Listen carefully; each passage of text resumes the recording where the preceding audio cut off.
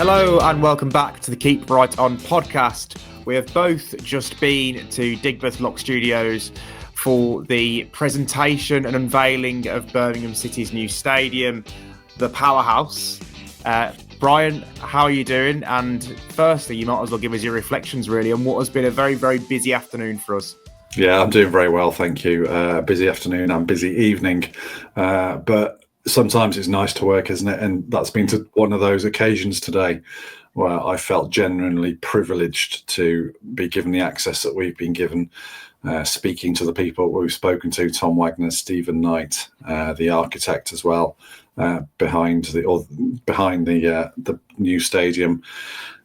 Really privileged day to cover Birmingham City for a job. So yeah, I've really enjoyed it. And I'm sure I'm going to enjoy hearing you complete the words to the popular ditty, Chim Chimney, Chim Chim, Chim Chim Chiroo. Yeah, this is becoming a chimney podcast, isn't it now? 12 chimneys, 12 chimneys on the new stadium. Quite the sight. Just to set the scene a little bit, you know, this day started for us around 1 o'clock really, or maybe 12:30 when I hastily gave you a phone call to discuss our plan for the day and how we were going to attack it. And then we marched on over to Digbeth Lock Studios, obviously Stephen Knight Studios down there. I waited around in the cold for about 20 minutes because they were very strict on the 2:45 p.m. You're not allowed in before then. And then we went in, sat in the media room for a little bit, went down to watch this presentation, this probably 6-7 minute video, wasn't it, Brian? That Stephen Knight had put together. And then bang, this big thing was on the screen. The video, to be fair, deserves a little bit of coverage because there were some big names in there: Jude Bellingham, Tom Brady, Paul Anderson, who plays Arthur Shelby, also starred in it, which is quite a nice, Stephen Knight touch from Peaky Blinders. Yeah. What did Arthur Shelby say again? He had a line, didn't he? I can't quite remember. I don't remember, and to be fair, we both need to watch this video back because I remember it. It's 4-letter laden sentence that he came out with. Yeah, so people can guess what it was. Go on. But Brian, I was going to say we could be forgiven for not having watched all of the video for given our situation. So tell people about that. So we were sort of ushered into the warehouse where the event was happening. People sat in sort of temporary seating, and this video obviously played over a massive big screen. The media was sort of assembled just towards the left of the room, warehouse, and there were no chairs, so we were both stood there with our laptops, wondering how we were going to file copy to the live blog to tell people what was happening. In the end, I ended up sitting on the floor behind a forest of legs, and I think you tried to make do as much as you could. Anyway, so we didn't see a huge amount of the video. I have to confess, I completely missed the fact that Tom Brady was in it. He was in it, was he? Yeah, he was. He was definitely in it. Yeah. Right. Okie doke. I caught the Jude bit, and we'll come on to Jude, and obviously the Arthur Shelby bit really, really cool. Made my ears prick up. Yeah, we stopped blasting the keyboards when that huge stadium came onto the screen. There was a massive gasp around the room. A room that included footballers, politicians, local business people, and so on, and journalists as well. A lot of gasps in the room. Brian, first impressions when you saw it on that screen? I was surprised. I wasn't expecting what I saw. Obviously, the chimneys will come onto the chimneys. They really surprised me. If someone had the misguided idea of asking me to design a stadium, I would not have come up with chimneys. So it's taking some time to sink in, I will admit, and I'm pretty on board with it all now. I think inside the sort of footage of inside the stadium, that was what was most sort of spine tingling for me. You just imagine, full of 60,000 Blues fans, and a real high profile game being played. It made me think back to 4 or 5 years ago when I was sat at Ewood Park or Vicarage Road, and Blues fans were paying for for banners to be flown over stadiums complaining about the current owners, and it just made me reflect on the distance that the club has travelled in that space of time, and the depth to which they were dragged and the heights to which now they are hoping to soar. It's been quite an emotional day. I'm going to rattle on here, but I felt, I got hit in the feels this morning when I turned the radio on and heard Jay Stansfield talking about becoming a club legend, and and talking about his dad and all this sort of thing. So it has been an emotional day, and the more I sit and think about it, the more I see, the more I learn about the stadium. I really like it. Yeah, it was a real kind of take your breath away moment, wasn't it? It's very different to any other football stadium that I've ever seen. I've never seen anything quite like that. It's distinctive. That is the beauty for me. I think so, yeah. And at first I was wondering about the chimneys, and I saw, I've seen the reaction, and some people aren't so sure about the chimneys, but they've really grown on me in the last few hours, having seen more and more pictures of the stadium. I think I quite like it, having listened to Elliot Posmer, who's one of the architects from Heatherwick Studios, talk about the chimneys and the reasons behind them and how they're going to work and everything, and the kind of meaning they have. I actually got more on board with it. Obviously, we know that Birmingham is, rooted in brick, isn't it? Intertwined in the city is the bricks that made the houses, the Victorian houses that built canals and things like that. So it's a nice nod to the past, but also throw it forward to the future, and those massive chimneys that we see are going to have, modern, sustainable elevators in them that transport people around this stadium. And one of those chimneys is going to be, I'm told, 120 metres high. That will be one of the highest vantage points in the city as well. Yeah, and that's the key. The line you just said there, the highest vantage points in the city. Speaking to Stephen Knight afterwards and Tom Wagner during the press conference, it's all about being recognisable. It's all about dominating the skyline, isn't it? And whatever people feel about this stadium, whether they like it or don't like it, or they want to call it the ashtray, I've seen on the internet that's been called so far, people will know where it is and what it is, and that is the key. All day long, people have been talking about Birmingham City, and that is the key. Yeah, Tom Wagner said you'd see it from the Cotswolds, didn't he, and Broadway? And I'm not convinced by that, but you will see it from pretty much every corner of the city, won't you? So, I go down the expressways. You come off the motorway sometimes when you go into the city centre, and you can't always see St Andrews. Sometimes, if I catch it right, I can see it, but you can't always see St Andrews on the left. You're always going to be able to see the Powerhouse, as we're calling it now.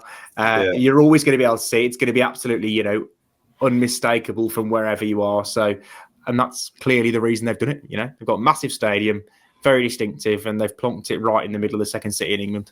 Yeah, absolutely. And Tom Wagner actually made reference to the fact that it was going to be so visible, didn't he?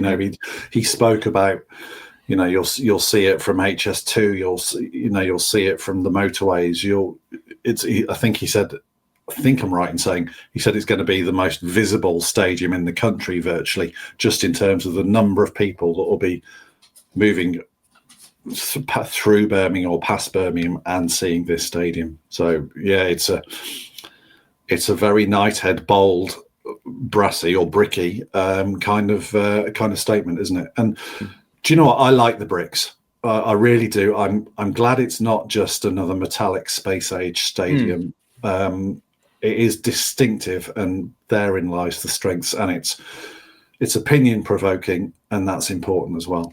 Just to sort of name drop a little bit, I went to the Bernabeu Stadium on Sunday to watch the NFL, and quite frankly, outside of the stadium, I was a little bit underwhelmed. It was sort of silvery and all a bit futuristic. Inside the stadium was brilliant. It was reminiscent of Tottenham Stadium as well.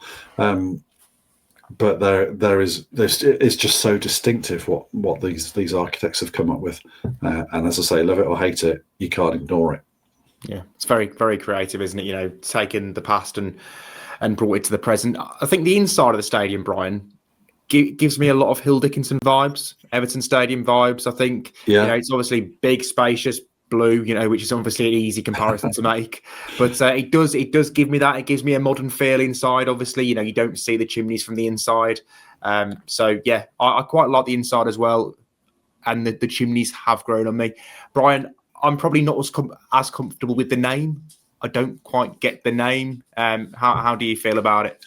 The Powerhouse, I suppose it is to evoke power stations, isn't it? I think Stephen Knight said that, and the production of power for the city.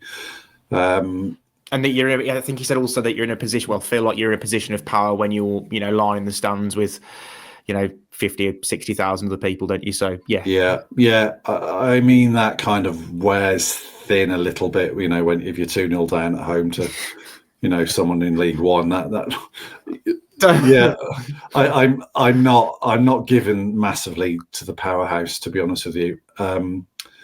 It was mentioned in my earshot that was the working name. Whether that, sort of carries on as the sort of the name that people know it by, even though that's not its official name.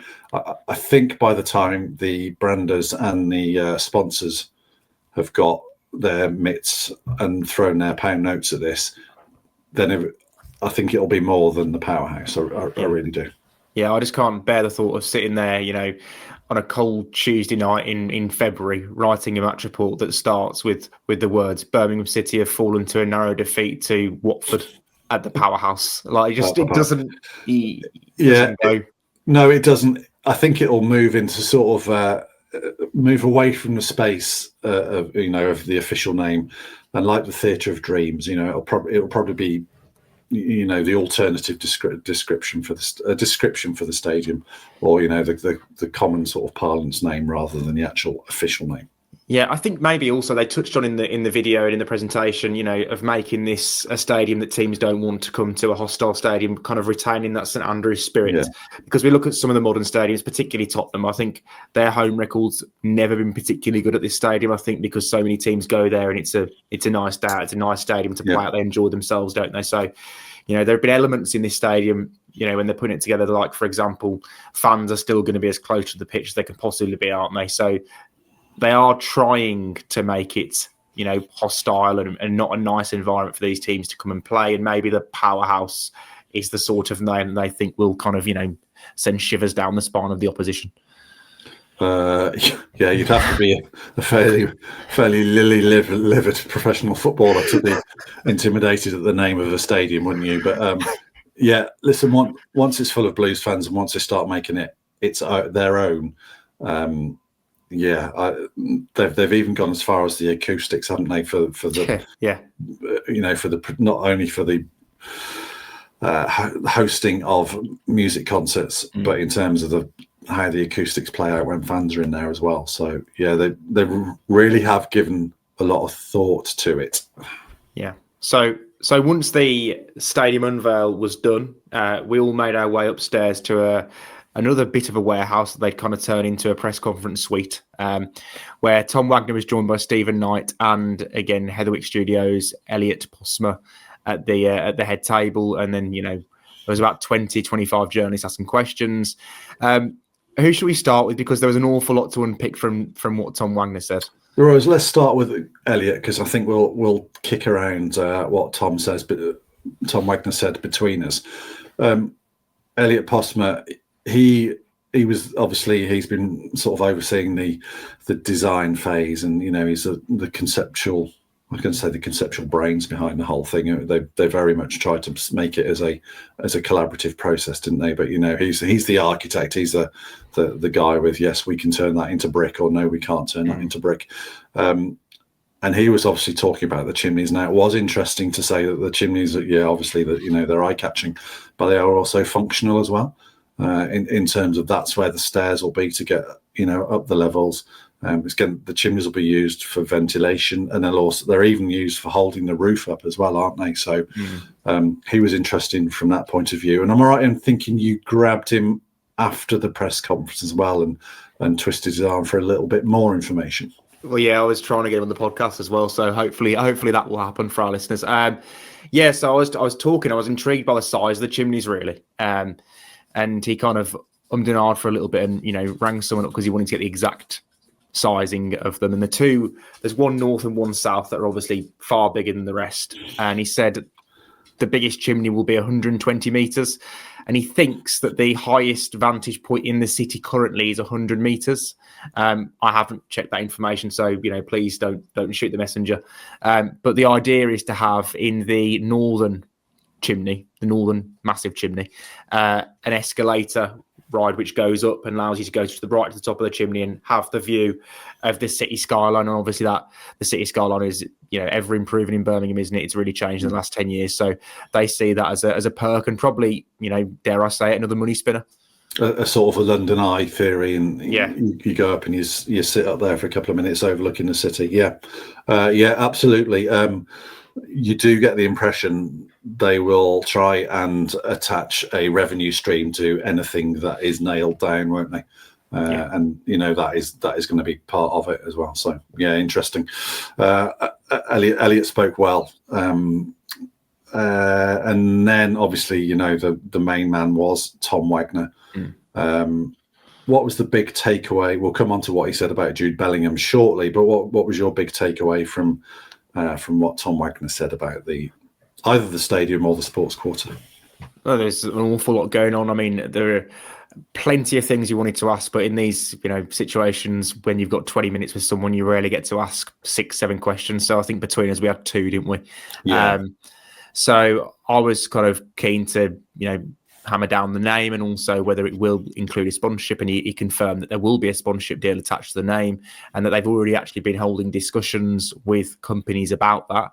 And he actually said that they hope to have a sponsorship deal in place before they start building, which is interesting. It'll be interesting to see how much that is worth to the club, because you can presume it's going to be quite a healthy sum of money. I think Hill Dickinson paid around 10 million to sponsor the Everton Stadium, so that looks quite good on a club's balance sheets, doesn't it, in this day and age with profit and sustainability. So yeah, that was a thing.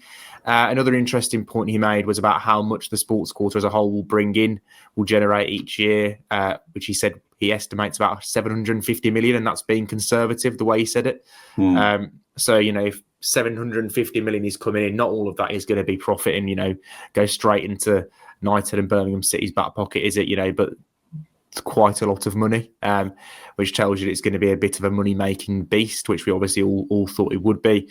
And he also made it, like you said, you touched on earlier, Brian, about how clear how important accessibility is to the stadium, and that you can access it from every corner, really. And the only kind of negative, really, I suppose, is that HS2 doesn't come all the way from Manchester, and that it only goes from between London and Birmingham. And there was one very interesting point about Jude Bellingham when he was obviously pressed on Bellingham being the subject involved in the video, and having visited St Andrews recently. With this super duper new stadium, could you entice Jude Bellingham back to Birmingham to possibly end his career? And he started with duh, which is like yes, and then elaborated by basically making a bit of a plea to Bellingham to come home, didn't he, Brian? Yeah, he did. He was he bigged him up as the greatest player on the planet, and then sort of spoke about how it would be the perfect homecoming. A great story for Birmingham, a great story for England as well.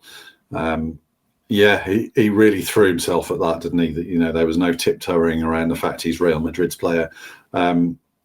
Listen, it wouldn't surprise me if only jokingly that Tom Wagner or someone at Blues had said, "Oh, it'd be nice to see you at the new stadium, Jude." When he was there, people will be saying that to him. That seed has been sown. And you know what? Even when he left, Jude kind of half left the door open as well, didn't he?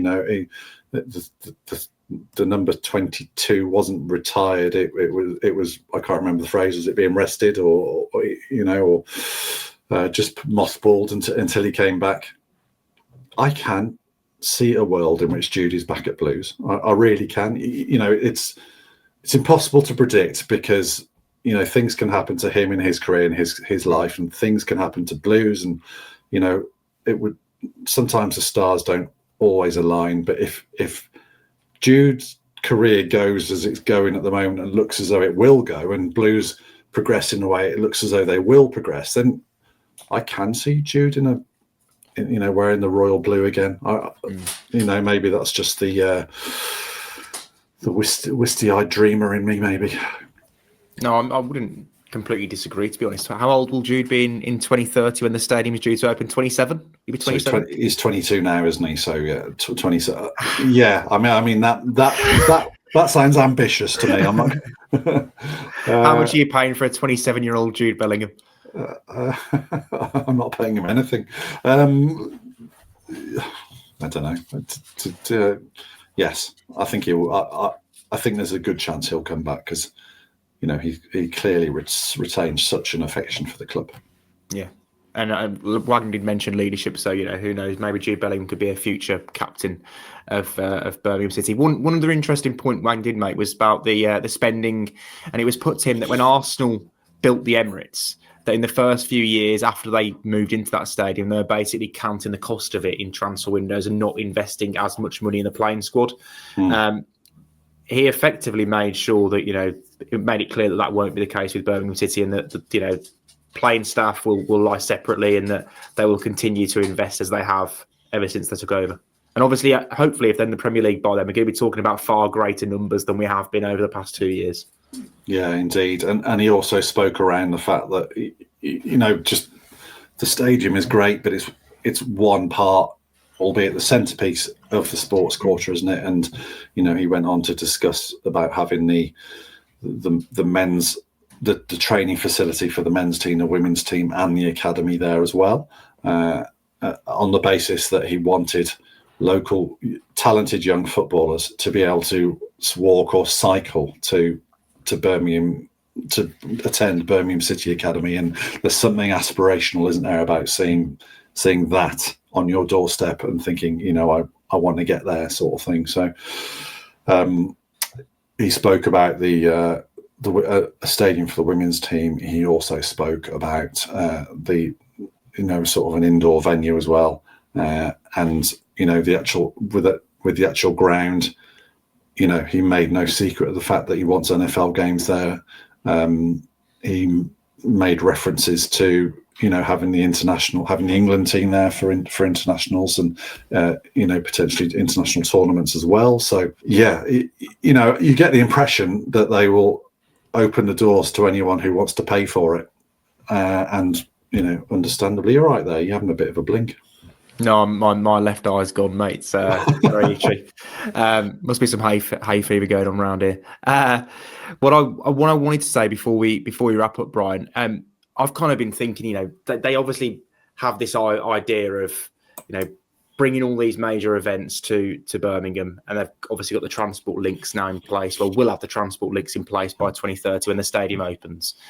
Do we think they can really attract people to, you know, leave London essentially and jump on HS2 because they'll be at Birmingham in 35, 40 minutes? Do we think we can, you know, they can make Birmingham the go-to destination for those people when they've got the capital on their doorstep? Do we think that's a possibility? Because to get these kind of numbers that they're talking about, you know, making £750 million a year, or having that money generated, you are really are going to need it to be a 365-day-a-year venue, and for people to just be pouring in all day, every day. Well, I mean, their opinion is probably worth more than mine on this subject. But, you know, you go back to the old Wagnerism of, if you can't say it, you can't do it. I think the HS2 project is very central. I really do. If you think back a couple of years to when it was announced that it wouldn't be extended to Manchester, Tom Wagner actually put an open letter to the Prime Minister on the club website, didn't he? We did a podcast on it, yeah, I remember. Yeah, indeed. So yes, the movement of people up from London is absolutely central to this whole business proposition.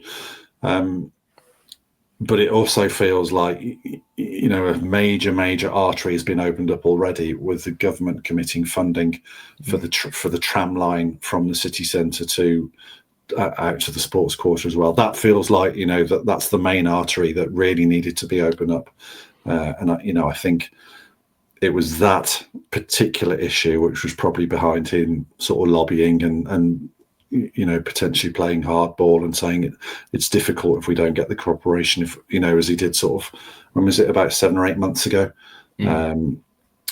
So yeah, I mean, the proof will be in the pudding as regard football, won't it? But there's going to be so much there, and we've seen at the Etihad that maybe that's not a 365 day a year kind of venue that people go to, but it is a massive facility that is integral into Manchester's sporting legacy now. Yeah, and one thing that will help with the footfall that has been mooted is the idea that there'll be student accommodation on site on the Sports Quarter. Yeah. So, I mean, if you've got them there, captive audience, and you just throw all these entertainment venues in front of them, surely they're going to go to them. So that's definitely a plus if they can sort that. So there is student accommodation on the Sports Quarter. Yeah, he also spoke about the recreation, didn't he? And and having pitches for the public to play on as well, and people to exercise in the area. So it feels like there's going to be something for everybody most of the time, doesn't it? I hope so. And that's what another thing I've been thinking about is how are you going to convince people who, mainly I'm thinking kind of entertainment restaurants to leave the city centre and go to this sports complex in East Birmingham as well, which I think will probably be one of their bigger challenges, because it's still going to be easy for a lot of people to get bang in the city centre rather than get into the city centre and then get the tram line over to the Sports Quarter. So yeah, but as you say, if you marry sport or something of interest up with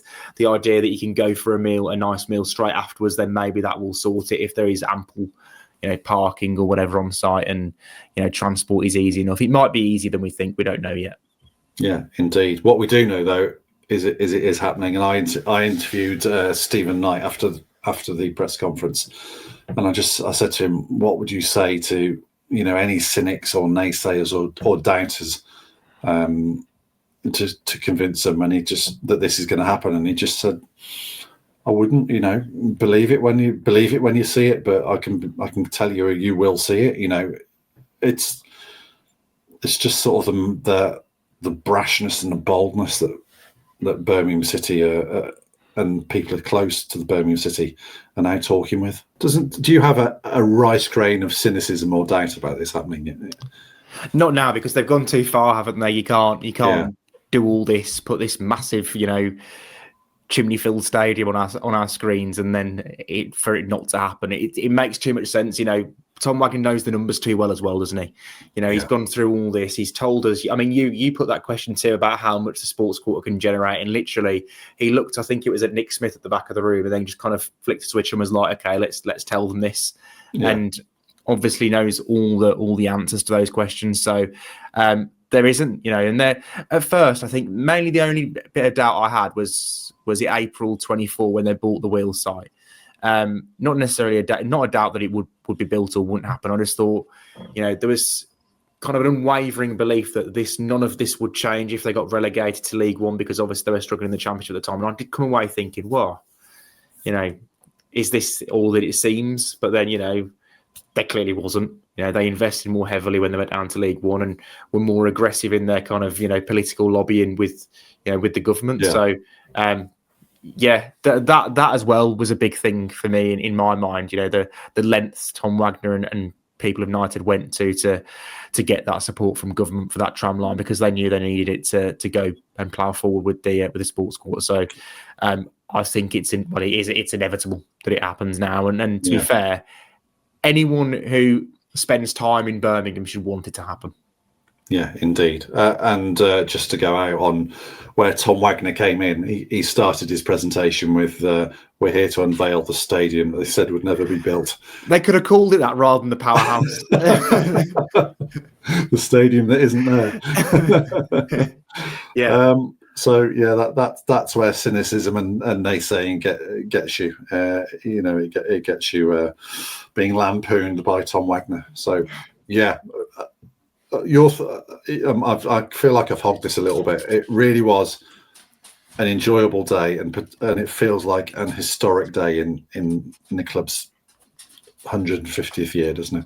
Yeah, it does. And I feel like, I mean, since I took over from you in this chair, I've probably had all the good stuff, haven't I, really? I say that. I've had a relegation and a promotion from League One, which, you know, in the grand scheme of things, Tom Wagner said it in the end of last season, it is not the best day that we're going to enjoy together. So I remember talking to you, and you were kind of umming and ahhing about it and saying, you know, this club kind of, you know, your happiness reporting on this club would depend on whether the takeover goes through. And if it did, it could completely change. If it didn't, you know, you'd have the horrible sleepless nights that you no doubt endured during that time. And for the takeover to go through and for all this to happen so quickly and for the club to be kind of on a better footing than it was 2 years ago when Knighthead took over, I mean, the future looks extremely bright for Birmingham City, and it is for both of us a pleasure to cover the club while this sort of stuff is happening. Yeah, indeed it is. It feels like the whole thing's on fire. Thank goodness there's so many chimneys. Should we leave it there? Yes. Yeah. Thank you, Alex, for your time.